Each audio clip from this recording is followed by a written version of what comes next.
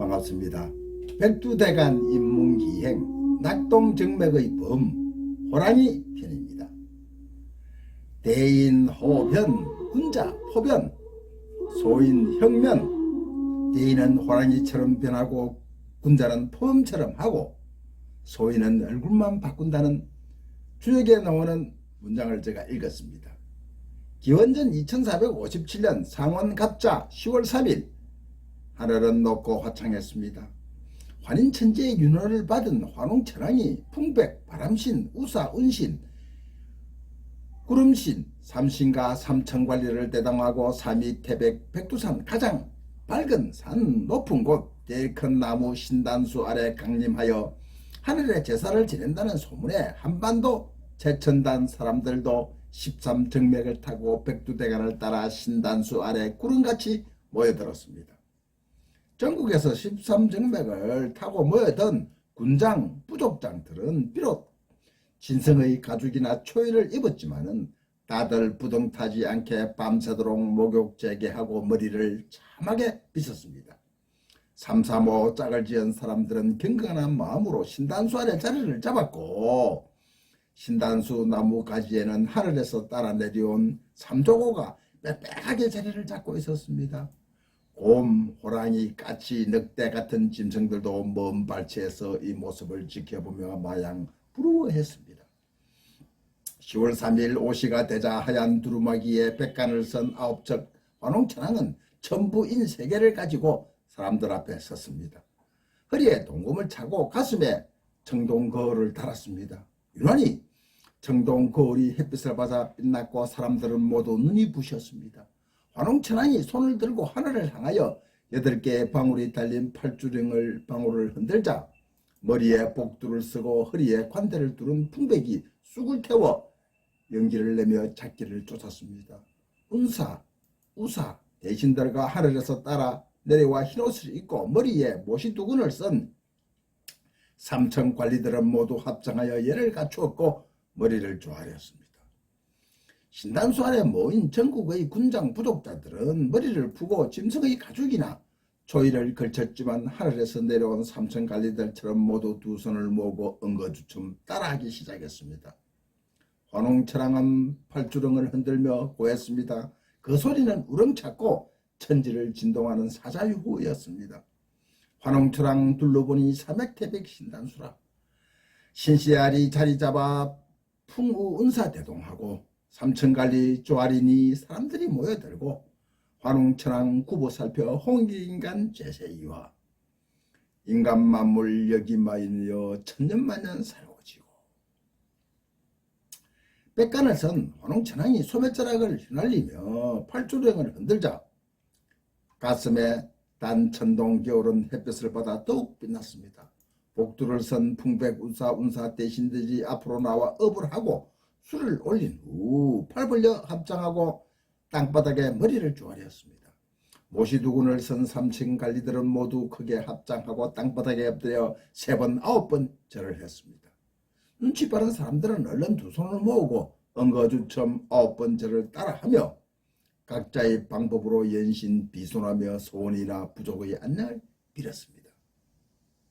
신단수 아래 천재단에서 하늘에 올리는 제사가 끝나자 사람들은 음복으로 재물을 나누어 먹으며 흥겨워 노래와 춤을 추며 뒤풀이를 즐겼습니다. 처음 만난 넓은 땀 배달국의 동서남북 사람들은 서로 덕담을 주고받기도 하고 젊은 사내들은 힘자랑으로 적석에서 삿발을 잡고 씨름을 했습니다. 사람들은 단번에 2표로 나누어 응원을 펼쳤습니다. 이겨라 이겨라 들어올려 덜배지기 덜배지기. 승부가 끝나면 모두 와하고 환호를 질렀습니다. 여자들도 질세라 나뭇가지에 줄을 매고 누가 높이 올라가나 그네를 탔습니다.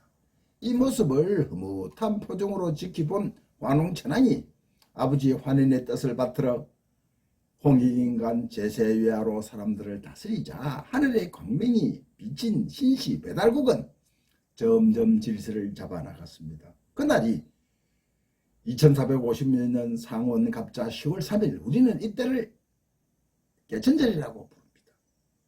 2024년 기준 올해가 단기 4357년입니다. 하나님께서 보낸 환웅, 천왕, 품백, 우사, 운사, 삼청 관리들과 보살피는 삼위태백의 한반도 백두대간에서 뻗은 일정간 13정맥을 따라 사람들이 모두 평화롭게 사는 모습을 부러워하며 처음부터 지켜본 곰과 호랑이 한 마리가 어느 날 환웅천왕을 찾아와 사람이 되고 싶다고 소원했습니다. 환웅천왕님, 저희들을 사람으로 바꾸어 살게 해주십시오. 곰과 호랑이는 바닥에 엎드려 환웅천왕에게 고했습니다. 환웅천왕은 감동하며 말했습니다. 오, 기특하구나. 그래, 너희들이 진정으로 사람이 되고 싶다면 동굴 속에 들어가 쑥 한 다발과 마늘 20개만 먹고 37일, 21일을 견뎌야 하는데 할 수 있겠느냐? 천왕님, 저희들이 사람이 되기 위해서는 무슨 일이든지 다 하겠나이다. 곰과 호랑이는 호언장담하며 마늘과 쑥을 받아들고 동굴 속으로 들어갔습니다. 하지만 고기만 먹던 호랑이가 쑥과 마늘만 먹는다는 것은 결코 쉬운 일이 아니었습니다. 평소 쑥과 마늘을 먹어왔던 곰은 21일을 잘 참아 결국은 참한 웅렬한 참한 여자가 되었고, 호랑이는 21일을 참지 못하고 동굴 밖으로 나가 영원히 사람이 되질 못했습니다. 사람이 돼보고 싶었지만 쑥과 마늘만 먹고 동굴에서 22일을 참지 못한 한국 호랑이는 언제나 사람을 부러워하며 사람 주위에 가까이 맴돌 수밖에 없었습니다. 담배를 피울 때도 맞담배를 피웠고 남 흉을 볼 때도 같이 했고 우는 아이 옆에도 있었고 떡 한 입 얻어먹기 위해 떡장수를 회유하며 졸졸 따라다니기도 했습니다. 우리 한국 호랑이는 사람이 되지 못했지만은 죽어서는 멋진 가족을 남기고 장식과 함께 온갖 잡기를 쫓아왔습니다. 이처럼 우리나라 한국 호랑이는 사람을 따라 백두대간을 타고 전국을 오르내렸습니다. 그러니 호랑이의 주요 서식지 역시 사람이 사는 마을 주변이 될 수밖에 없었습니다. 특히 남쪽으로 내려온 호랑이는 낙동정맹 고연산을 타고 내려와 그 흔적을 유달리 많이 남겼습니다.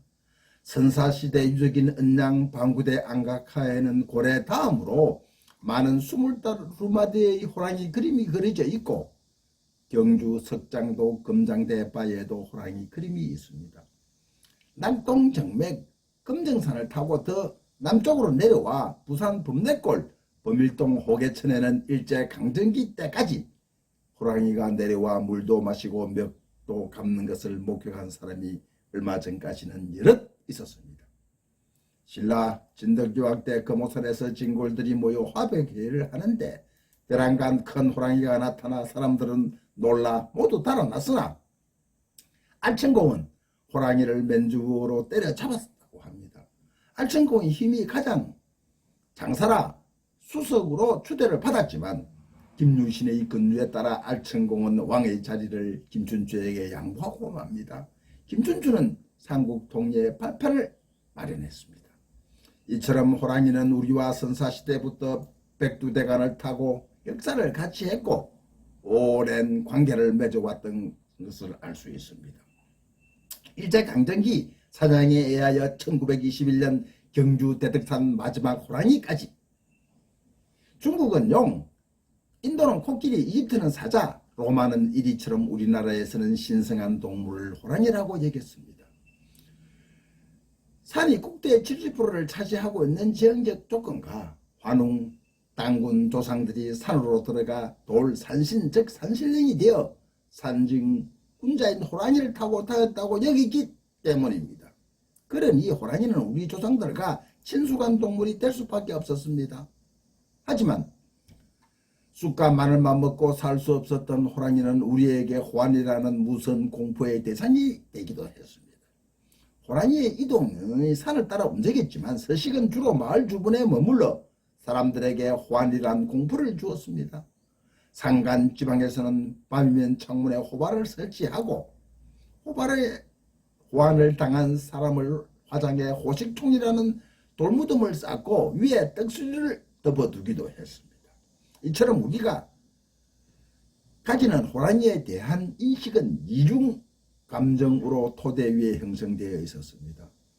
호랑이에 대한 이러한 우리의 양가적 감정은 설화와 속담에서도 그대로 반영되었습니다.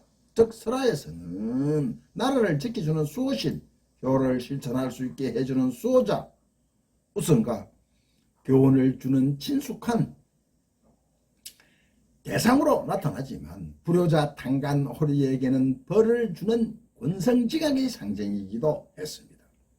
설화에서는 긍정적인 모습이 부각되었다면 촉담에서는 이와 달리 부정적인 대상으로 인식되는 경향이 더욱 강했습니다. 그리하여 인간의 힘으로는 도저히 벗어날 수 없는 한계 상황을 표징하기도 하고 특히 탐욕스럽고 인색하며 악독하고 교활한 인간의 상징을 여기지기도 했습니다. 반면에 용맹스럽고 날렵한 호랑이의 속성은 흔히 장군과 결삽되어 용맹함의 대명사로 여기질 정도였습니다. 또 호랑이는 모성애를 지닌 인간적인 모습으로 절대적인 권위의 힘으로 상징되었습니다. 상군 준자, 담배를 피우는 호랑이, 백두대간의 주인 한국 호랑이, 아무로 호랑이, 시베리아 호랑이, 백두산 호랑이, 동북호, 조선범 등 지역에 따라 달려 불렸지만 다 같은 한국 호랑이로 호랑이의 순수한 우리 이름은 범이었습니다. 백두대간 연해주와 연결되어 있고 한국 호랑이가 오르내린 백두대간이 뻗은 북쪽은 우리의 조상 해모수가 오롱고를 타고 내려와 세운 북부여 우리 땅입니다. 백두대간 13정맥을 따라 오르내린 한국 호랑이는 물을 좋아하고 전세계 호랑이 중에서 한국 호랑이가 덩치가 제일 크다고 합니다. 수컷은 3m가 넘는 것도 있었다고 합니다. 감사합니다.